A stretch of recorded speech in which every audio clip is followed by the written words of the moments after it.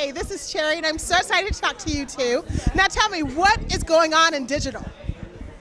That's a very exciting time. I mean, there's a ton of buyers out there, which means it's a great time for content creators. It's a really good time to be someone who makes film and series content because there's so many more platforms to display it. It's just, consumers are choosing the way that they want to interact with content, which is a really exciting thing for all of us in this business. And I think we're going to see even more growth in the near future. Yeah, completely. As an independent studio, the number of creators that we get to work with expands, and the number of buyers that we get to work with expands. It's really great for us, and it really is the Wild West in a lot of ways. That is in a good way. I mean, I think that as the traditional models are still very, very strong. Traditional television still is a fantastic business, and at the same time, all of these new platforms are popping up, which allow us to really play in a lot of new areas with a lot of new talent. So I'm having a great time. I just love the way that people are able to take control of their creativity and watch when they want to watch. What would you tell a person looking to create content? What's the top 3 things that you think they should do? The number one thing I tell everyone who's a content creator to do is start thinking about your marketing. The second that you start thinking about your project, start your social media campaign, your Facebook page. Learn how to use the tools of the trade, learn how to use a camera, study from the greats, and third thing, tell great stories. I would say, just building off of that, take all of these platforms that exist that allow you to sort of distribute something instantly around the world and use that to your advantage. Don't wait for a traditional gatekeeper to give you permission to create something. We find a lot of new talent, whether they be actors or writers or directors, through online video, many of them on Vimeo, where a lot of really fantastic films have been uploaded, and it's not just us. I think a lot of major studios have seen a lot of incredible work on that platform and others that have actually led to work. So I think I would say take your fate into your own hands and create your own things. Now, how did you guys get into the digital platform creativity world? Excuse me. I've worked in the home video business for a long time, and I started at Vimeo about 1.5 years ago. I could see the changing landscape of our business as someone who worked in physical home video for a long time for an independent company who was very smart about digital. I could, see the opportunity there, and so I sort of fought my way into a great company like Vimeo to be part of the sort of their next evolution as a digital platform. I sort of came at it through a pretty traditional route. I was a trainee in the mailroom at WMA, pre-merger, to date myself.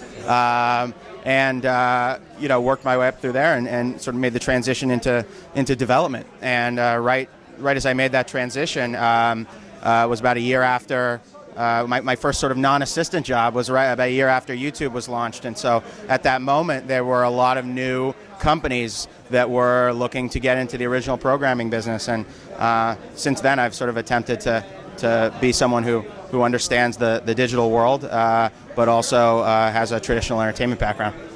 Now, with the creativity and being able to create your own content, we're noticing more people of color and women creating content. How are you guys supporting that? Well, Vimeo actually just announced a Share the Screen initiative at Sundance that is supporting female filmmakers and female voices. We've committed to funding 5 projects this year from female voices, either behind the camera, in front of the camera, or in some prominent role. We feel we have a responsibility to close the equality gap, representing more females and people of color, and so it's just part of what it has become baked into what we do in our acquisitions process. It's another very important sort of box that we want to check when we're looking at potential content to invest in. Lionsgate has a long history of working with female-driven and minority-driven companies. We've worked with Tyler Perry and his entire slate of films. We've worked with Pantaleon and Univision on a large joint venture, and we just financed a film called Dirty 30 with 3 female YouTube stars. And I think that social media has been a great tool to reveal audiences that maybe traditional media didn't believe were there. And I think it's been a great reflection of sort of the way the world really is, rather than stories that are told about about it. And so I think that it's been an incredible tool to really help the argument to program more diversely, as not just something that should be done on moral grounds, but things that are actually a great business too. I'm one of the people that saw Deadpool over the weekend. I love my comic book movies, but I also love to see movies that represent not just heterosexual, but gay, transgendered. What was the project that you've seen that really reflected something that we don't normally see on TV or in movies? I mean, we have a very long history of funding and supporting LGBT content. We have an original series that we will be launching this year called The Outs, which is a gay-themed series that it's in its second season. We picked it up out of first season where it was freely distributed. We've been a big supporter of lots of films from lesbian filmmakers, gay filmmakers.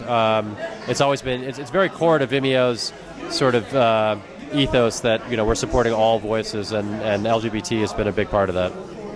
Well, one of my favorite shows ever, you said ask for examples. We didn't have anything to do with this, but The Wire is one of the most incredible portrayals, I think, of not just race relations, but sexual politics, dealt with in a very, very real, very matter-of-fact way that I've ever seen. But in terms of my company, we do Orange is the New Black for Netflix. And that, I think, is a fantastic example, not just of a very honest portrayal of LGBT issues, but also as to your previous question, it's one of those things which sort of traditional entertainment business thinking wouldn't make that an obvious choice for a big hit, and it is. And so I think, again, that has revealed that there is a massive audience for a much more diverse array of programming and creators.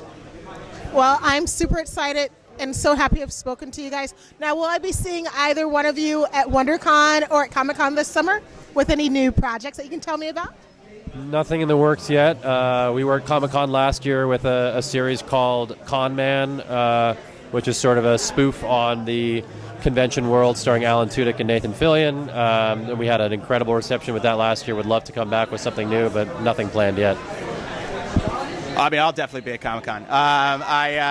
Lionsgate has a joint venture with Comic-Con, actually, a new subscription VOD platform that is sort of all things comic enthusiast and genre enthusiast. So that's going to be launching, and we will be there supporting it. And beyond that, I'm a fan, so I'll be there. Well, I know you guys have to come to WonderCon. It's going to be here in LA this year. Oh, fantastic. Count me in. When is it? It is in a month. I'm free. I'm also free. Yeah. We'll be there.